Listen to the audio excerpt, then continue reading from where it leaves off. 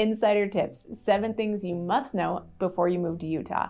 Hi, I'm Becca Summers, your Utah Realtor with Seasons Real Estate, and today we're going to talk about everything Utah and what you should know.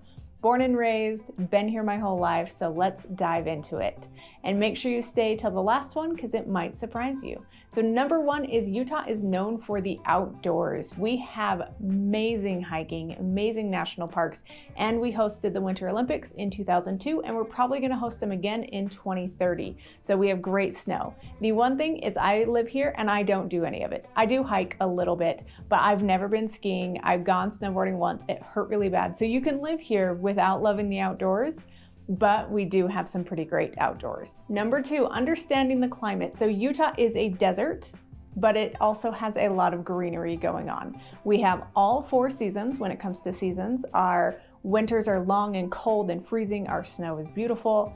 Our springs are pretty and warm. In the summer, we do get pretty hot. It's anywhere from 90 to 110-ish degrees in the summer. So it does get hot, but it's not hot enough that everyone has to have a pool. You can live outside with the heat. It's dry heat, so it's not nearly as hot as it feels on the East Coast. Our fall is beautiful. Probably one of my favorite things about Utah. We have great trees and canyons to go check out the fall leaves. But overall, we have the 4 seasons and it does do them all in a day sometimes. Number 3 on the list is commute considerations. So Utah is not a terribly walkable state, meaning you need to have a car, usually 2 cars per household to get around. They're working on a track system that goes from Ogden to Provo that has a front runner that you can kind of use tracks, but it's still, the bus system just isn't the best. So plan on owning a car and possibly more. And then within that, we are very much landlocked with the lakes and the mountains. So we have a very good north to south with I-15, and our east to west is a little weak in terms of getting across the valley in Salt Lake and Utah County. It's better than it was 10 years ago, but you are going to spend a lot of time driving and commuting when it comes to getting places. But thankfully so far with our commutes, it's not terrible and you can still do it by time. Within an hour of the Salt Lake Airport is most of our metro, so you can still get in and out of an international airport pretty close to home without going too far. Number 4 is our cost of living. So Utah's cost of living used to be a lot better, but people have found out about the little secret gem that is Utah, and there are a lot of people moving here. So it is getting more and more expensive in terms of cost of living. On the state of 1 through 50, we are in the top 20% of the 50 states, but we are not as unaffordable as the major metros you're thinking of. And with our airport and where we're at, you can get to the major cities within an hour. Number 5, real estate, my favorite topic. So when it comes to Utah and real estate, we are underbuilt in terms of supply, meaning we have more people out there needing housing than the supply available. What that leads to is people doubling up, people living with their parents, living in basement apartments to help offset the cost of living. And that is what is causing our cost of living to rise, is there's not enough affordable housing. We do have income tax and we have property tax, but it's not as expensive as other states. We owned an Airbnb in Florida, and the taxes on that property, which was the same size as my house here, was twice what I spend on my property taxes here. So that does help with the affordability here in Utah, is our property taxes are not nearly as expensive, and we do have homestead exemptions, which make it even less. Another interesting thing about Utah and real estate is we do count below grade square footage as square footage for a property. So if you're looking at a house that's 2,000 square feet, here in Utah, that's 1,000 in the basement and 1,000 on the main. Where other states, they don't count it or they don't build basements, so it's 2,000 square feet on the main level. That does tend to throw off my buyers when they're looking at properties here in Utah, because it is a unique thing. Almost every property has basements except for by the lakes. They have higher water tables, so we don't have basements. But when you're looking at properties, that is one thing that tends to surprise people. The type of housing we have in Utah is also unique because we are still considered rural, even though our population is climbing. Utah's population is 3.3 million as of 2021, and over half of them live along the Wasatch Front, which is Davis County, Salt Lake County, and Utah County. So most of us are right along the front Wasatch Front mountains, but we are still considered fairly rural. So when it comes to type of housing, you're going to see apartments, condos, townhomes, and single family homes, but we don't have a lot of high-rise or skyscraper type apartments. We do have some in downtown, but not a ton.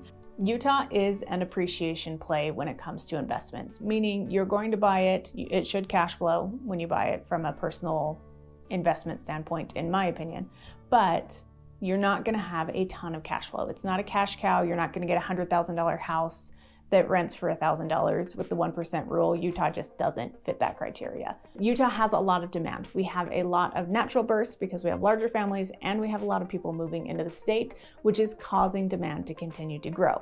But because of our landlocked situation, think of San Francisco 20 years ago. They had the bay and the mountains. We have lakes and mountains, so we don't have a ton of buildable land left.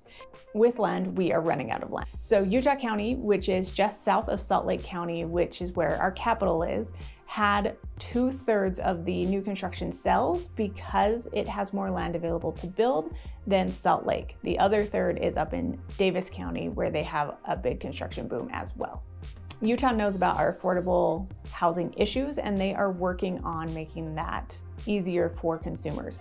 So they have passed a basement apartment law that allows every city to not discriminate against basement apartments, which was a problem until about 5 years ago.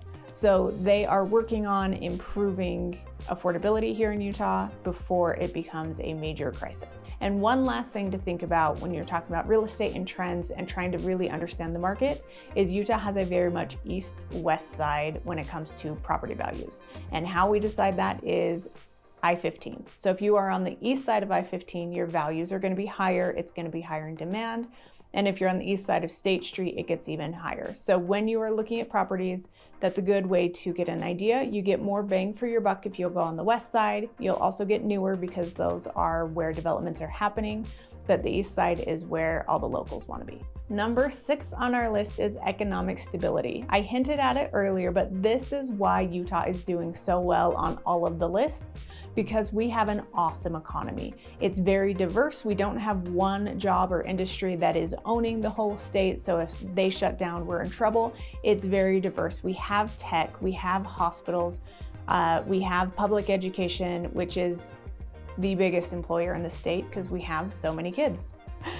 Second biggest is actually Walmart. We have 2 large distribution centers on our I-80 and our I-15, which can get to the coast within 24 hours. So it is massive distribution here in Utah, even though we're not on the coast. We have awesome education. That is our 3rd highest on the list because we have a lot of major schools, which we'll talk about in a minute, but we have a lot of opportunity when it comes to employment, and we have a highly educated workforce, which is the one that might surprise you. Number 7, Utah has a very high educated workforce because it's ingrained in the population that going to school is important.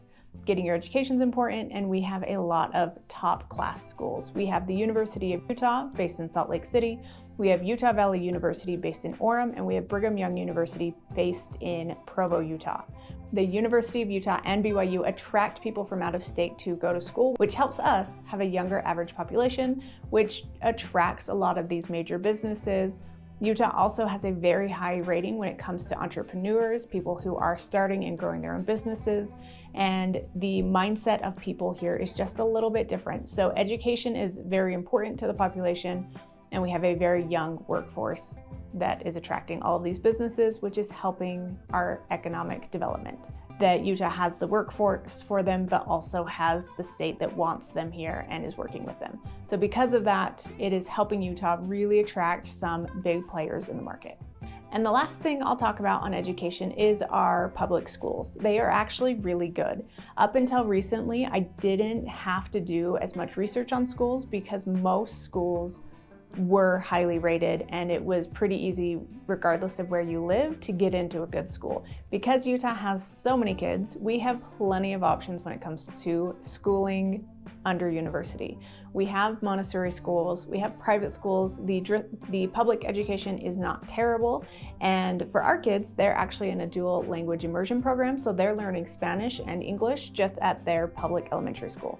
So kind of cool options you have as a possibility living here in Utah. If you are not following, make sure you like and subscribe to get new videos on everything Utah.